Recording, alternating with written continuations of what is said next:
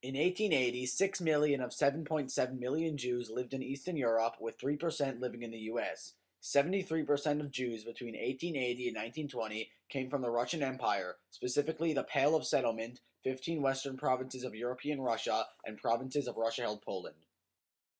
Jews were forbidden to own land and were limited to a small base of occupational and economic operations, so they earned their livelihood by trade and artisanship, thereby filling an important need in the underdeveloped agrarian economies of the Russian Empire, Galatia, and Romania.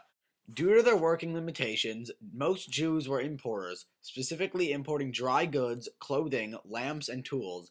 They then sold their goods at the marketplace of the shtetl. Jewish community councils were forced to significantly increase taxes on their own people. The Polish government demanded inordinately heavy payments from Jews to help finance its wars with Russia and Sweden and to put the rebellions of the Cossacks down. The community councils and the legitimacy of the leaders of the community thus eroded in the eyes of the Jews collecting these taxes.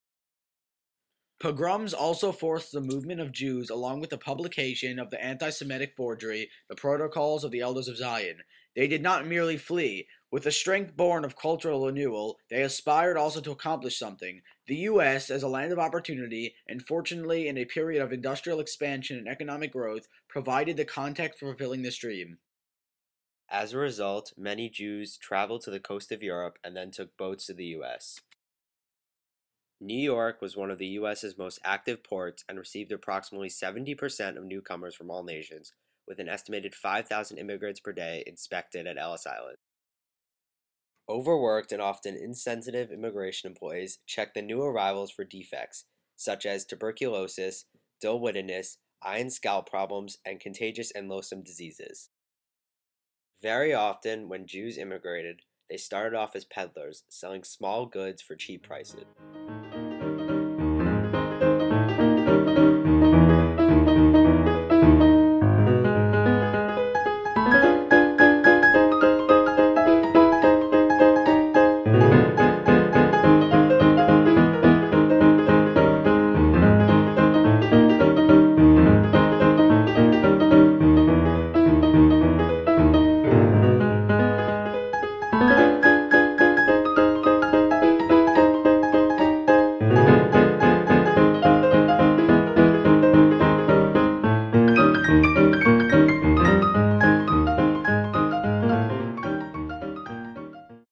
When Mayer arrived in the U.S., he too started off as a peddler in Montgomery, Alabama.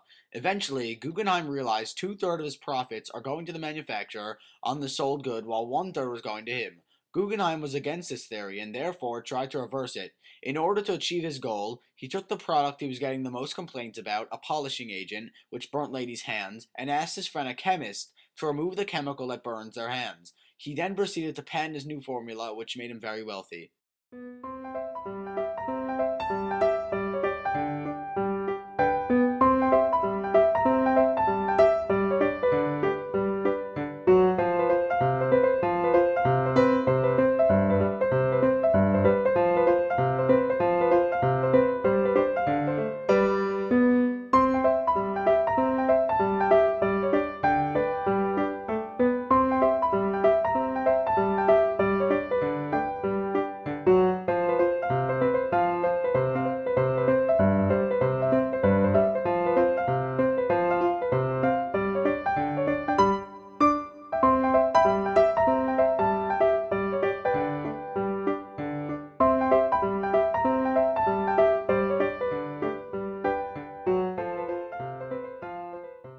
To further enhance his riches, Guggenheim added bluing and lye products to his household cleaning line.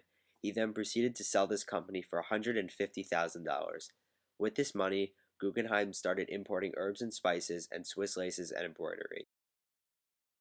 Not only did he import goods, but he also did some speculating in the stock market.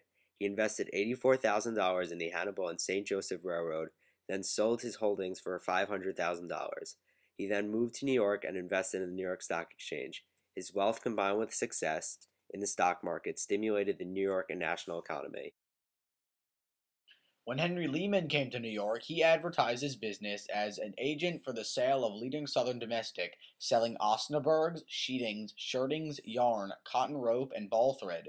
He rented a small building on Commerce Street in New York City and spread his stock of merchandise on wooden shelves, selling crockery, glassware, tools, dry goods, bagging, and seeds. He started his business off this way in order to make enough money to bring his family over to New York.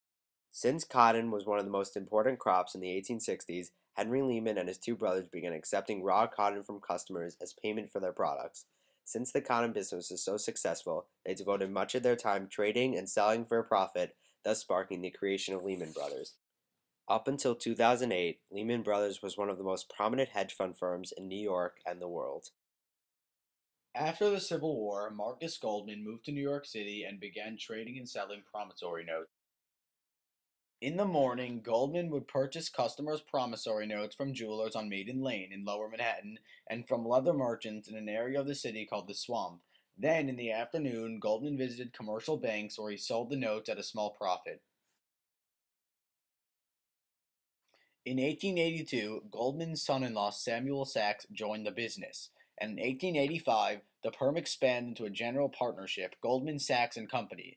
Goldman's son Henry and son-in-law Ludwig Dreyfus also joined the group.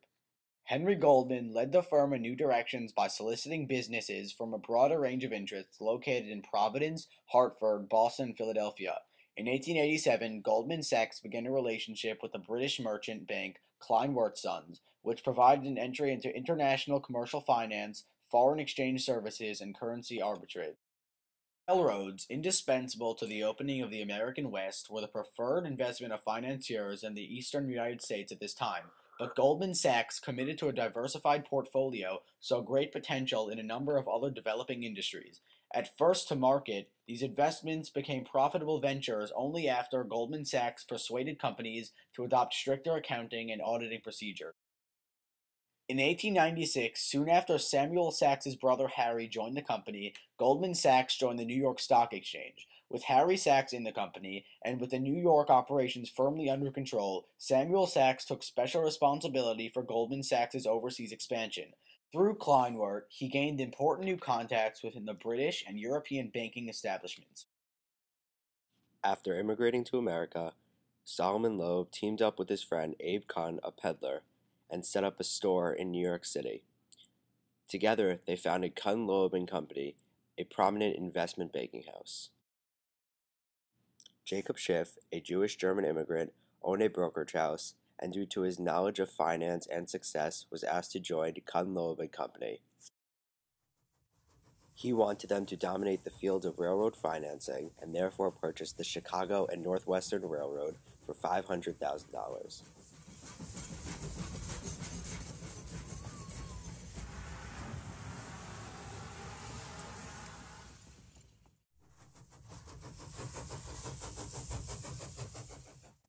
Both Loeb and Schiff, due to their occupations, were very involved in the New York Stock Exchange, therefore helping to stimulate the New York economy.